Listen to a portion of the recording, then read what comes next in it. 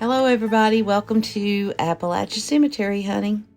And I want to give a shout out to Jefferson County, Tennessee. If you're out there, let me know.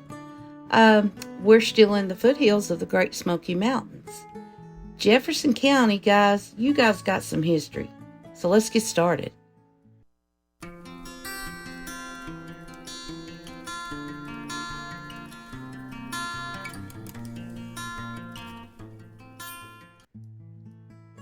Now today we're going to be looking at the Taylor Cemetery. It's a small cemetery. It only has 18 people buried there. But like I've said in previous videos, some of the smallest cemeteries that you see have the richest history and sometimes the most history of the whole county. Who knows? That's why I love researching. So if you've got some ancestors from Jefferson County or around the Smoky Mountains, hey, take a look at this video. Let's get started. As you can see, it's located east of Dandridge, just off of Interstate 40, on the shores now of Douglas Lake. I'll give you a little time to look at that. Now here's another view of the cemetery. The earliest burial that we could find was 1827.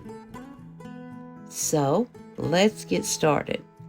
This first name is a newbie for me, Darlutha J. LaRue, 1851 to 1854, and she was only 3 years old when she passed. Bless her heart. Then we have somebody with the initials BST, and that's all we know about them. Maybe some family members will be watching this and they can let us know a little bit more. But yeah, there's no dates for this person. Then we have Alfred Oliver Taylor, 1827 to 1858. And as you can see, his headstone is broken and laying on the ground. And I hope that you guys have some people out there that I love to see, just labors of love to go in these cemeteries, set these tombstones that have been broken or just fallen or just need a good cleaning. They just go in there voluntarily and just fix it up, and that way we can remember our ancestors and the people who have been here, the first settlers.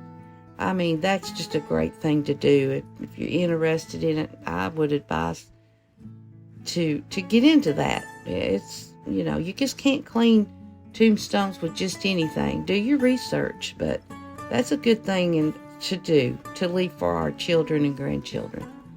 So let's move on. We've got Ann W. Taylor, March of 1844 to April of 1844. And unfortunately, like many other children at that time, this one only lived for a month. That's heartbreaking. We have Elizabeth White Taylor, 1760 to 1838. And I would say that she would be close to a first settler in the area. Now, Elizabeth was born in North Carolina.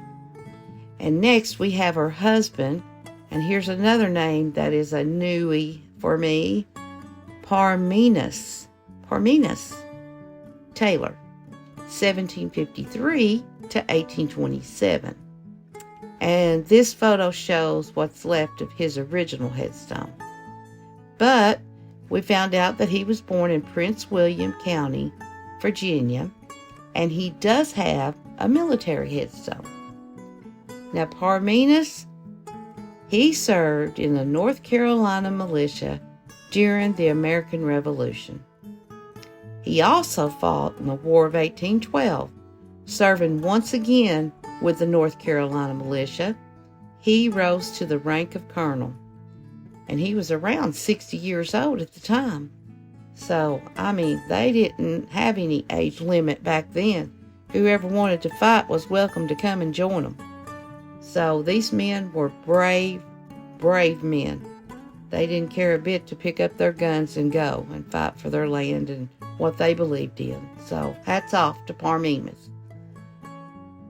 Now let's move on. We got Jane R. Taylor, 1829 to 1847. And I don't know what you guys think, but it looks like a footstone to us. So let me know in the comments. We have Laura Taylor, born and died on August the 17th of 1862. Next is Leroy Taylor, and if you notice, they spelled his name with 2 E's, which is probably not odd for them in that time, but, you know, these days, unless it's just, I don't know, you just usually spell it with 1 E, but hey, what do I know? 1819 to 1853. We have Peter H. Taylor, 1824 to 1847, and William White Taylor, 1780 to 1834. Now, this William was born in Burke County, North Carolina. And the photo, taken around 1890, it's of his sons, William, he's the one clean shaven, and then there's Rufus, Samuel, and Albert. So look at that photo. Look at them beards. Whoa. Which that was their style back then.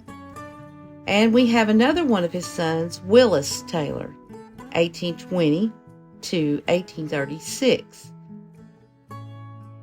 And then we have a brother of William White, and his name was also Willis Taylor, 1798 to 1869.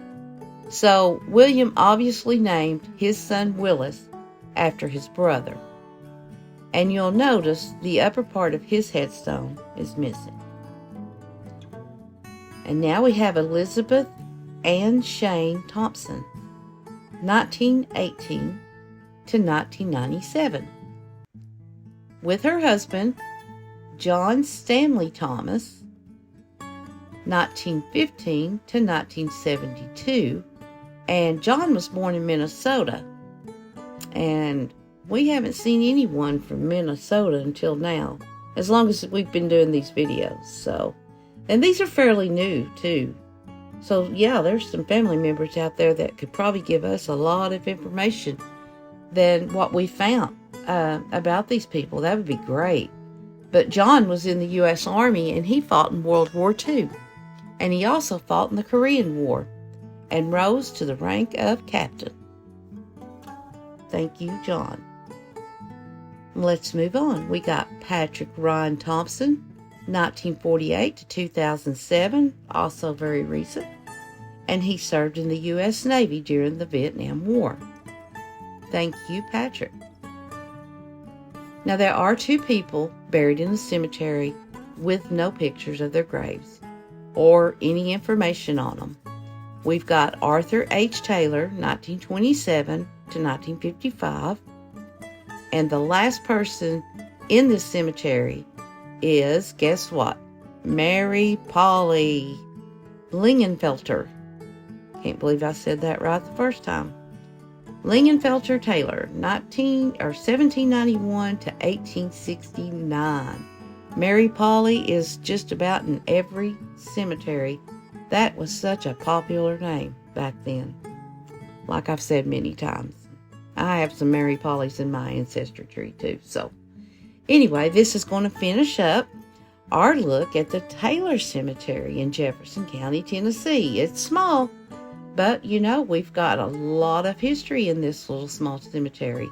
And hopefully some of the family members, or if you've got family members in here, let us know in the comments.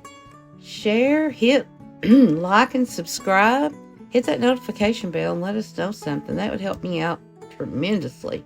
We love digging up these histories on people in these small cemeteries and around our tri-state area.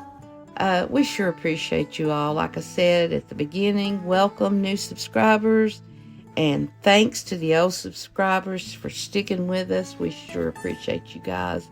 And hopefully, God bless. If the creeks don't rise, we'll see you next week with another video from Appalachian Cemetery Hunting. See you next time.